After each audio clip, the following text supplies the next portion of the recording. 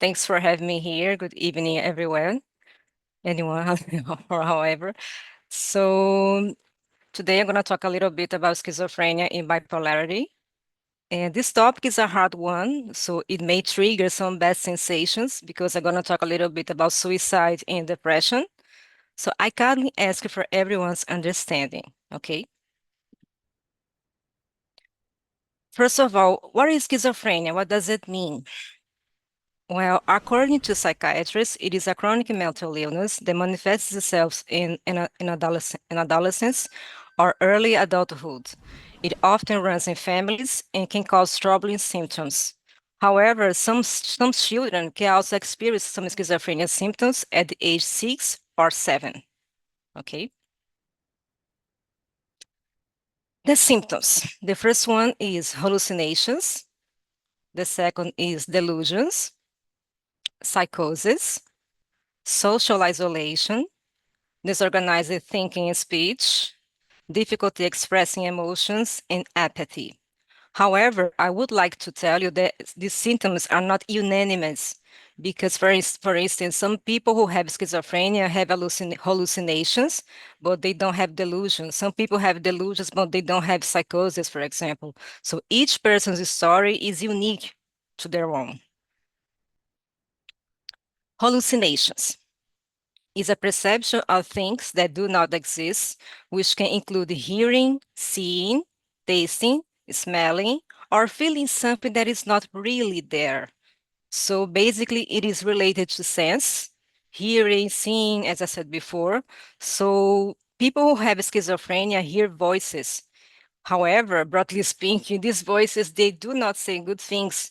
They say always bad things, such as, you are terrible, you are ugly, I'm gonna kill you, you don't worthy to live, and kind of stuff. Let's move on to the next slide. Delusions. Delusions are false, unshakable beliefs, which is out of keeping with the patient's social, culture, and religion's background. So basically, it's something that a person really truly believes, but it's kind of an irrational belief that is not grounded in reality. So delusions are exaggerated beliefs. For instance, some schizophrenics have problems with mirrors, as you can see in these images. So when they look at the mirror, instead of seeing themselves, they see monsters, they see animals, and some of them see a lot of cameras watching themselves all the time. So, and some people who experience delusions, they, for example, they think they are the king of the world, they think they are gods, they think they have superpowers. However, this is not true, okay? So the patient is sure of something, even without any real evidence of it. So let's move on to the next slide. Psychosis. Psychosis is a pathological mental state characterized by the loss of contact with the reality, which leads to symptoms such as delusions, hallucinations, disorganized thinking and speech, and inappropriate motor behavior, including catatonia. So it is important to know that psychosis is just a symptom is not an actual illness, as you can see. So psychosis affects the way a person thinks, feels, and behaves, and it's very hard for an individual who's experienced psychosis distinguish to what is real and what is not. So let's move on to the next slide. There are typically 3 stages which categorize an episode of psychosis. The first being is prodrome, the second being is acute, and the third is recovery. Some of these symptoms that occurred in the acute phase may linger within these recovery stages. So let's move on to the next slide to explain a little bit about each one of them. Prodrome. During the first stage, the prodrome is the beginning of psychosis. In this phase, it may occur cognitive changes, anxiety, and depression. So the individual starts to experiencing some changes in their behavior, but they haven't started experiencing clear psychosis symptoms yet. Let's move on to the next slide to explain a little bit about acute. Acute is characterized by a sudden loss of contact with the reality, which can manifest itself in minutes, hours or even days. So during this phase is where symptoms such as hallucinations and delusions, they are very expressive, they are very strong. So the treatment needs to be established as soon as possible, okay? Recovery.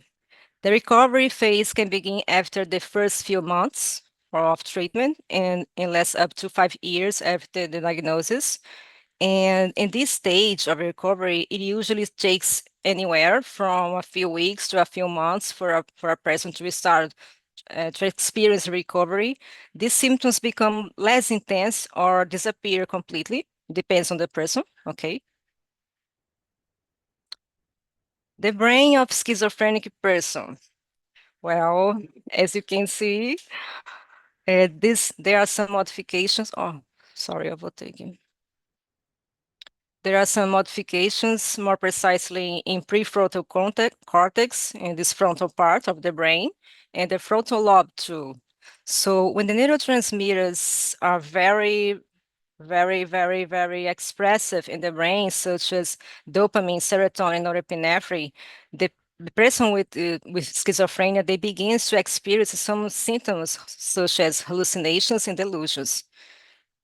And all this activity is controlled by mesolimbic dopaminergic pathway. The brain of a person with schizophrenia. So, and imaging tools like CT scans and MRIs show that people who have schizophrenia have less gray matter.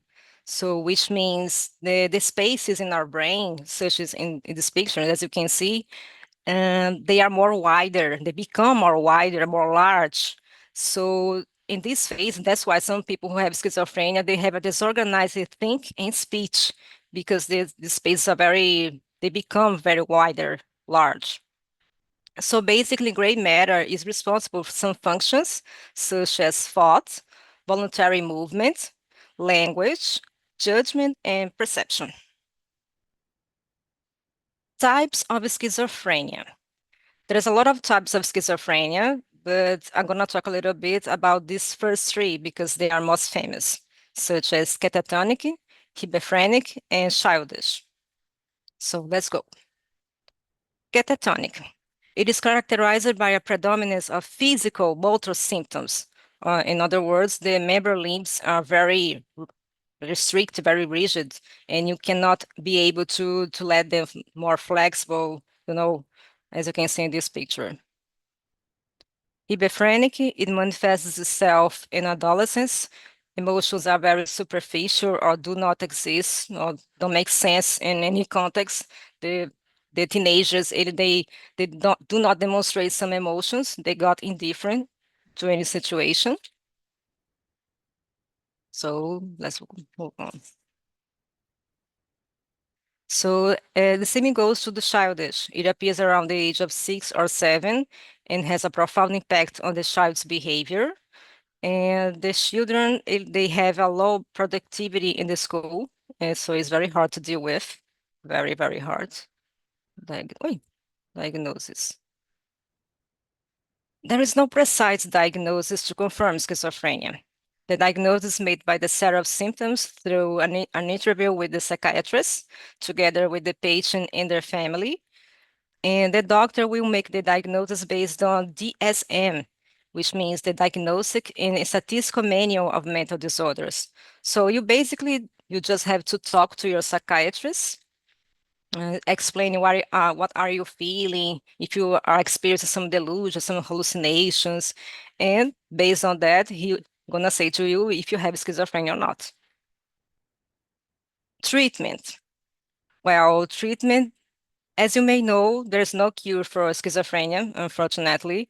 There's only treatment just to appease the symptoms. So first of all, the antipsychotics, anticholinergic, which means in order to appease some anger, some these bad feelings as hallucination and delusions, therapy, antidepressants, and hospitalization. So some schizophrenics, they used to stay some time in a psychiatric ward just in order to appease the symptoms such as hallucinations and delusions and psychosis. Schizophrenia Day. So May 24 is a World Schizophrenia Day. The date has the purpose of to raise awareness among the population about the need for adequate treatment of schizophrenia and contribute to the social inclusion of patients. So the World Schizophrenia is celebrated in May 24, and the federal government sanctioned the law 14,806 in 2024 in order to avoid some misconceptions and some stereotypes about it. Cecilia McCall, let's talk a little bit about her. Well, Cecilia McCall, she was born in the United States, more precisely in New York City.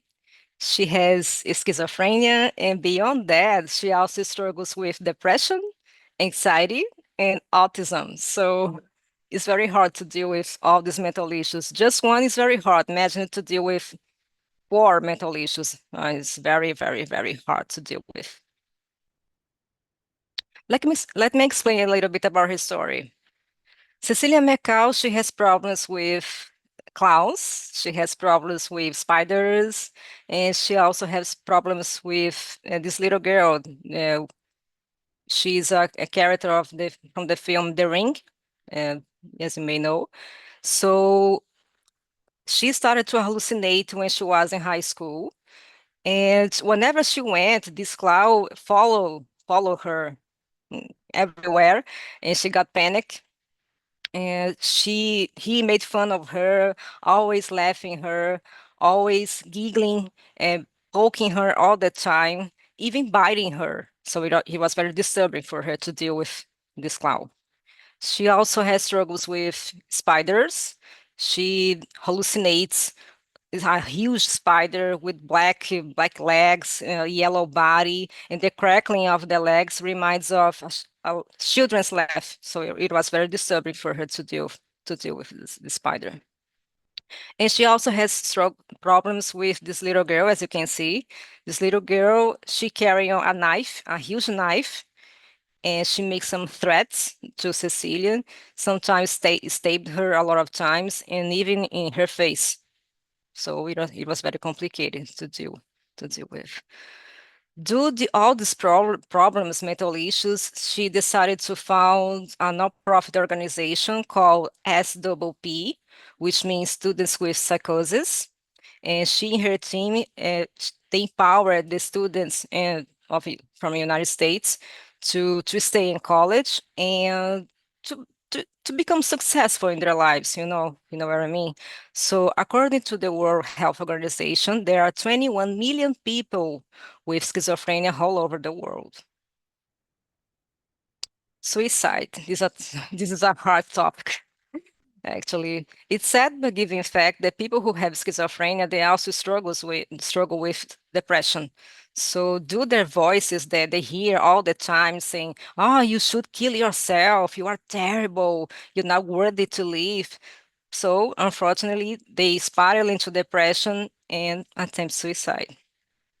1 out of 10 people who have schizophrenia, they are more likely to take their our life. So this happens not just here in Brazil, but all over the world. It's a sad statistic, unfortunately. How can I support somebody who struggles with schizophrenia? Well, first of all, don't try to fix it. Don't try it, because as you may know, there's no cure for schizophrenia. There's only treatment. Okay. Don't make judgments nor criticisms, because they don't need your judgments in your criticisms at all. Don't make fun of her, of them. Don't make fun. They don't need your mockery. Okay. Educate yourself. Read upon symptoms, treatment options, and healthy living recommendations. Try to understand what your loved one is going through so you are better equipped to talk to them about it. This will also make you a valuable resource when it comes to find a better treatment to them. So never say things such as, "Oh, you are crazy. Oh, this is all in your mind. You are crazy. There's nobody here. You see, you are crazy." Please don't say this kind of things, guys. Please don't say it. Don't say it, because you just will will make the situation worse instead of better, you know? Well, let's talk a little bit about bipolarity. The bipolar personality disorder, or BPD for short, is characterized by a pair of stable emotions, impulsivity, aggressivity, and exaggeration regarding the use of drugs, alcoholism, and sex. So, okay, sorry, guys. So it's very hard to deal with somebody who has this mental issue because bipolars, they have mood swings, they have mood fluctuations all the time. So they experience emotions strongly, very, very strongly exaggerated. So almost 24/7. It's like imagining the worst anger and the most upset you've ever been.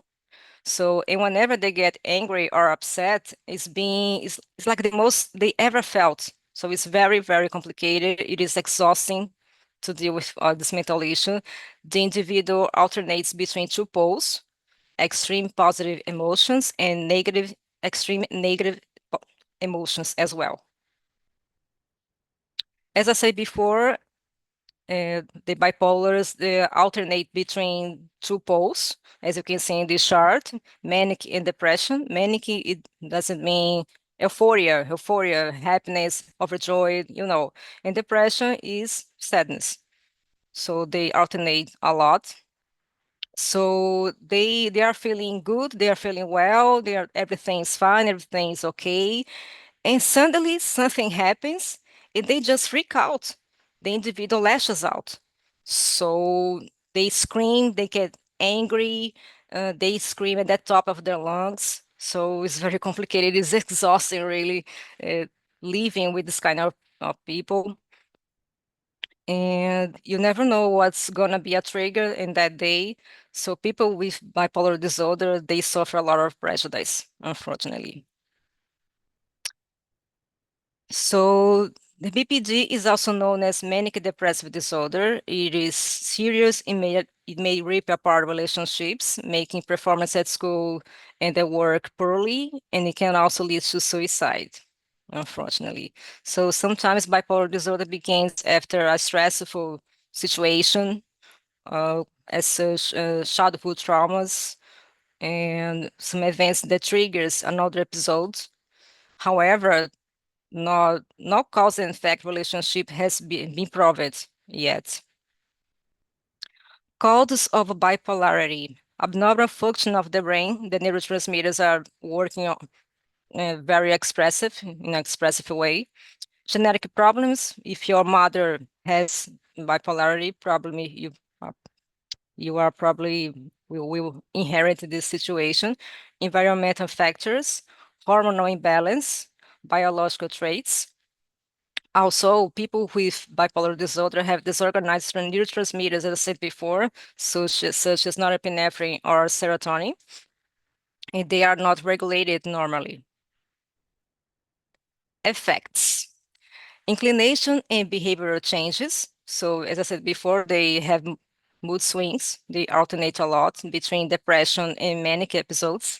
Euphoria. Manic stage, euphoria, as one more time, euphoria. They got very happy, they feel extremely powerful. So basically it's that. Lack of sleep, they struggle with insomnia. Poor occupation, they don't have much things to do during everyday life. Depression and disorganized speech. Depressive symptoms. As you may know, the people who have bipolar disorders, they have depression, suicide attempts. This is very serious. Aggressivity, they are feeling good, feeling well, and actually suddenly they feel aggressive. They want to beat you, they want to hit you all the time. Low self-esteem, low energy, and relationship difficulties. Manic symptoms. And in this phase, the hormones are very, very expressive. As I said before, neurotransmitters, dopamine, serotonin. That's why they have a high self-esteem. They think they are powerful. Intense euphoria, they're feeling overjoyed. excessive feelings of happiness for great moments, and self-harming. I will have you know, the people who have bipolarity, they used to cut themselves all the time. They pinch themselves, they pinching. They used to take a knife or a scissor to cut themselves, to scratch themselves all the time in an attempt to get rid of these bad feelings. You know what I mean? So basically, it's that. Hypomanic is very similar to manic. The main difference between mania and hypomania is the intensity of the symptoms, such as impulsivity, high energy, high self-esteem, intense euphoria, and upheaval. Types of bipolarity. Basically, we have two types of bipolarity. We have bipolar disorder 1, and we also have bipolar disorder 2. Bipolar disorder 1, it is considered the classic, it's the most famous. It is characterized by periods of mania, which lasts around 7 days, in phases of depression. They alternate, as I said before. And this is considered the most serious type of disease. In bipolar disorder 2, this type is characterized by alternating episodes of depression and hypomania and can be controlled with the right treatment without causing major damage to the patient. Treatment and diagnosis. Much like schizophrenia, you also have to have medication, for example, mood stabilizers to appease the symptoms, these bad symptoms, or antidepressants, because people who have bipolar disorder, they also have depression, psychotherapy, electroconvulsive therapy, school consultations if the patient is a teenager, and that's it. That's all. Thank you very much. I hope you have enjoyed the show.